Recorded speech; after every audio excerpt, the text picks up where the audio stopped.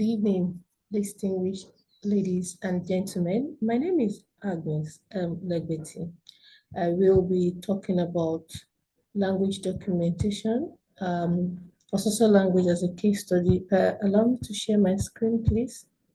I hope my screen is showing. Okay. Share. All right. So we'll be looking at also language documentation, a panacea against endangerment. First, the introduction. Language documentation concerns the collection, processing, and archiving of comprehensive descriptive language data. This is done using naturalistic setting. We'll go to the community, live within them, collect as much data as we can. The ultimate goal of language documentation is to create a lasting multipurpose corpus of languages. However, there is still the lingering problem of insufficient documentation projects on minority or small group languages. Consequently, the aim of serving as a panacea against language endangerment and extinction remains largely unmet, particularly in Africa. Henceforth, I shall refer to language documentation as LD. So when I say LD, I'll be referring to language documentation. Now, LD does not only serve as a panacea in terms of preservation of our people's culture, their history, their heritage, and their worldview.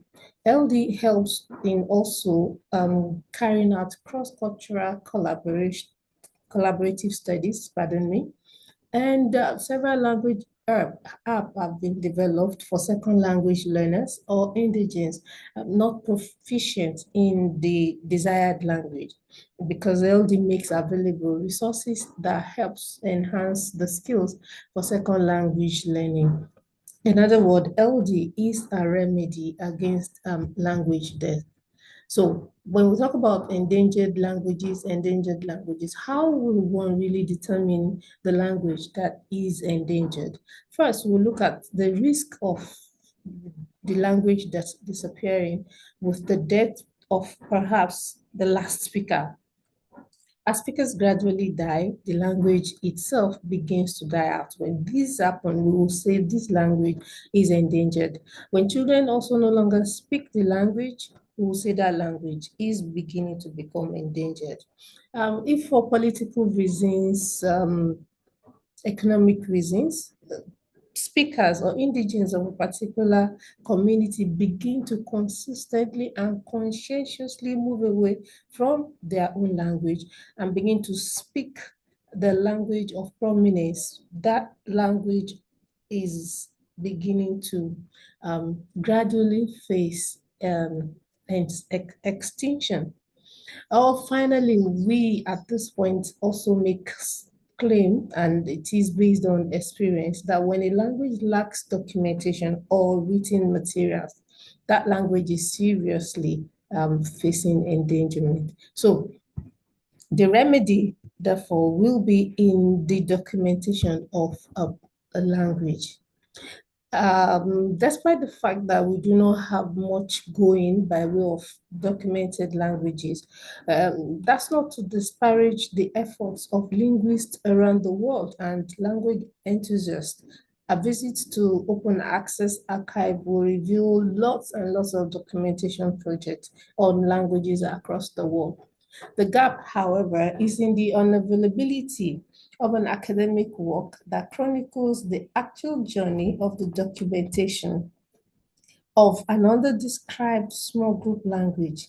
I mean, from mere wishing to carry out such study to actually embarking on the journey and coming out with a success story with academic methodology applied. This work fills this gap. It discusses the journey to the documentation of a social language and OBICO, a maiden initiation right of note among the community. The methodology applied will also be explained. This work therefore discusses the provision of structural description of the phonology and the syntax of the language. The efforts made towards achieving this goal covers 5 months staggered intense field work in also community. It's the work will look at the role linguists play in the documentation of endangered languages. So let's look at also language and the people. Asoso is one of the autonomous languages spoken in Akoko-Edo local government area of Edo State in Nigeria by over 50,000 indigenous speakers spread across four quarters called Unukwene. These four quarters are made up of Oke, Bena, Ani, and Egbetua. A fifth one is springing up. It is a language that non-indigenous often call Ososo, but in actual fact, the language, the place, the people is properly called Ososo. Ososo. It belongs to the Benue Congo community. Now, as a paper, this language provides structural description at phonological, syntactic, and semantic level within naturalistic data collected. But this data didn't just come easy or come at us like that. We had several challenges before and after. Remember, the essence of this work is to chronicle the journey towards the documentation that is now available online. So I would like at this point and within the confines of this paper to focus more on the challenges encountered for the description or the provision of the structural description that will follow in papers that will be put together or that are being put together or that will also be forwarded when we put together this paper. Now, the challenges we encountered and you will encounter if you haven't carried out any language documentation. We'll first start with you understanding the gap or the language that hasn't been documented yet. You need to know what language you're interested in. I got interested in Ososo language because I looked at the Ososo languages, the Edoid languages, pardon me, that were already undergoing study by scholars. And none looked at the social language. I was also worried by the fact that it also happened to be a border language between Kogi and Edo State. And migration was beginning to move people to the north, east, west, and south. And code mixing was getting really intense on some of the platforms that the people belong to. So I got really interested in helping to document it in its pure state. So I identified that as a group, as a gap, and I knew that I could not chest that alone. So I got to know the different bodies that formed projects like the one I had in mind. I got to know about the Endangered Languages Development Program, the body that eventually funded my project. So I wrote a sketchy proposal and gradually began to build it into a detailed proposal. In it, I explained why I was interested in carrying out the documentation, how I was going to go about it, and how the community, both the language community and the linguistic community, will benefit from the study. I began to seek for funders and I got ELDP to show interest. So that's how the journey went. I met with those who had carried out documentation project before. They told me a lot. They told me part of their experiences. So that got me mentally prepared because language documentation indeed involves intense field work, and this field work can really become very tasking. We also have the during the project challenge. That's when you eventually got funding for your project. You may also encounter some challenges that can actually be difficult to navigate. One of it is inflation. Inflation can affect your budget, and know it that once funders are committed money, you most likely may not be able to appeal for extra funding. So you have to work within your budget. And for countries, third world countries that are confronted with inflation that is quite unpredictable, your budget is vulnerable, and you need to be very creative in terms of navigating this challenge. Outside of that, while on the field, challenges could come by way of family. The children will need your demand. I was out on the field. A pilot study took me a month.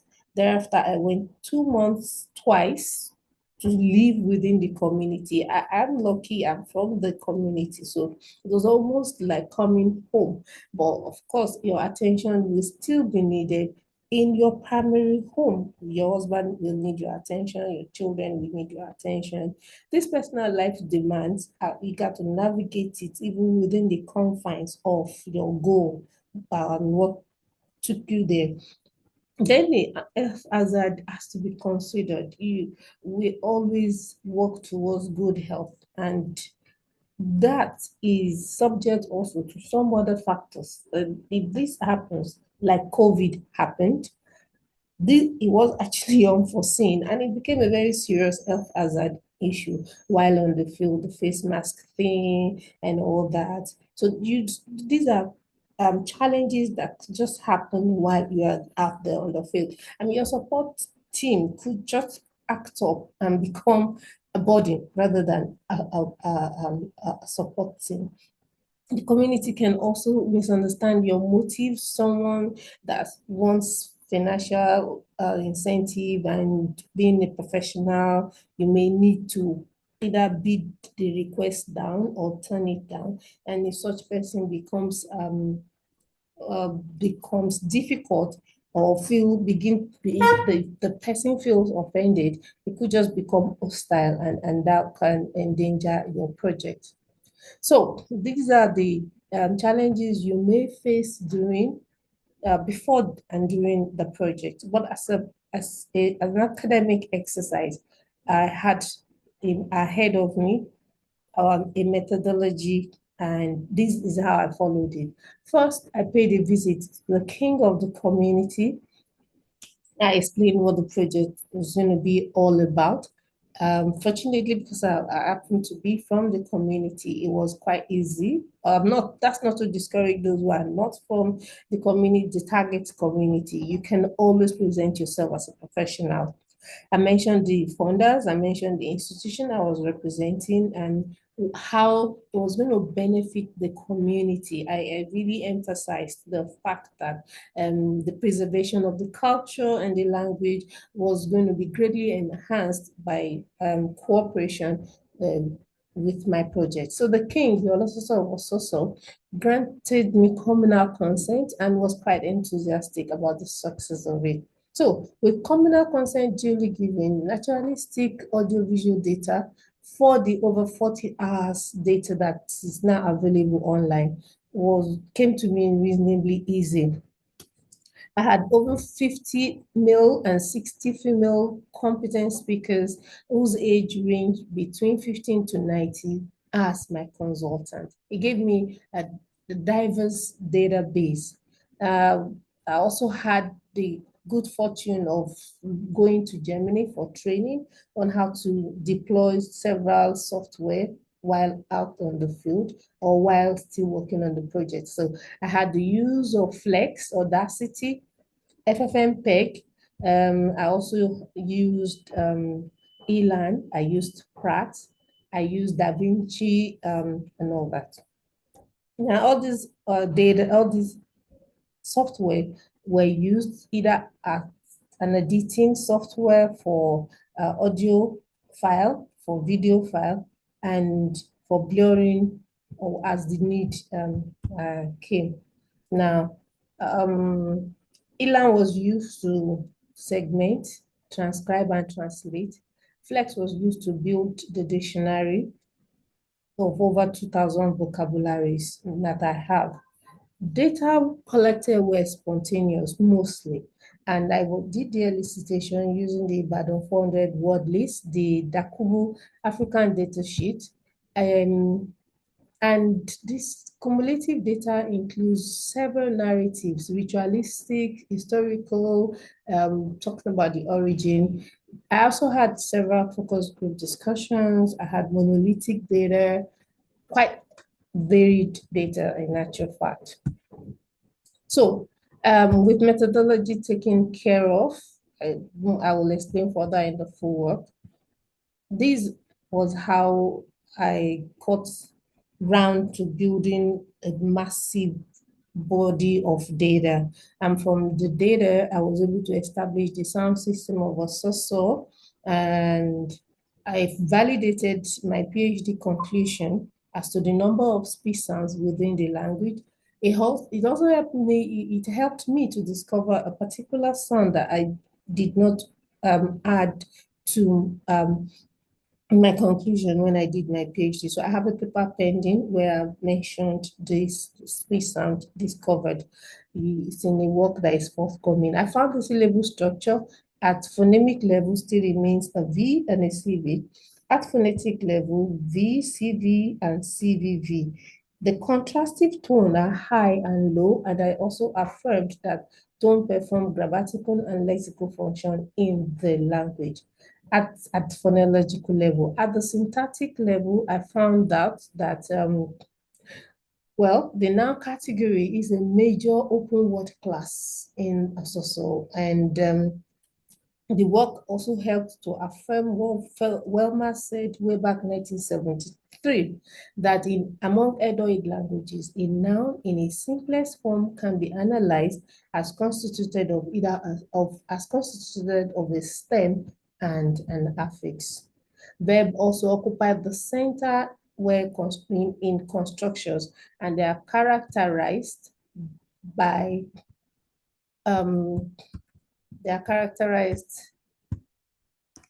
a high degree of varied functions than other word classes. Structurally, verbs are as described by Awobuluyi when he mentioned that in Yoruba, any word that can occupy the frame of NP/NP, the word in the slash is a verb in Yoruba. And if any other word appears to be a member of verbs but cannot occupy this frame, it should be regarded as an exception. That applies to also based on the data that we got from our language documentation. This is me while out there on the field trying to collect data with my Zoom H5 and my other equipment that I also took with me. I do not have the consent of my assistants to feature them in this paper, so pardon me. My work covered the maiden initiation. These are actually the maidens that we met. This actually is one of them. The typical way they dress when it is time for their initiation rite. I have a paper going on this. I just brought it to show areas of emphasis while I carried out my field work. As we speak now, my documentation project that is online is made up of over 40 hours of video recording, 40 hours of audio recording, over 300 pictures, a flex dictionary built of 2,000 words, over 11 hours of segmented, transcribed and translated annotation. This can be found in an open access archive. The handle is spelled out here on the screen. In conclusion, languages are known to be crucial indexes of a people's identity and culture. LD or language documentation thereby doubles as a preservation of a language and the people's identity and their culture. I spent 5 months on the field, like I said, and I can assure you it was one day, one drama. From team members' drama to community distrust to ethical demands and many other things. So it's not to say that prospective language documentation experts, enthusiasts should be discouraged, because as a linguist, it is our duty to ensure that languages are actually kept safe. Finally, this work affirms a reality that whether we like it or not, there will always be the dichotomy between major group languages and minor group languages, or what we call the less described languages. These less described languages become endangered more and more and stand going into extinction if the language experts, the linguists, the enthusiasts do not become like doctors and put on imaginary lab coats, get soiled, stained by working on this patient called language. Language in this respect refers to both spoken and signed language. Thank you for listening. I will attend to questions now. Thank you.